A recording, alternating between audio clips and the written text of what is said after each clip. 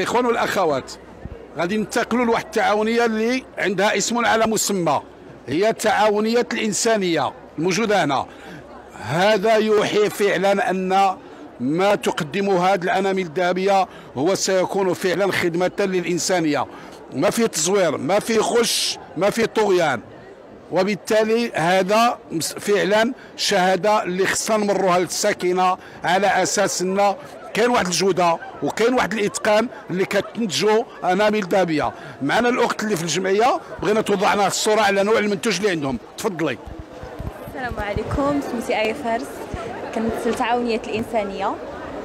هنايا كاين هذا قفطان معاه كيمونو ديالو، يعني هو تكشيطه قفطان كما كتشوفوا، كاين بالعقاد، يعني فيه لمسه مغربيه عصريه.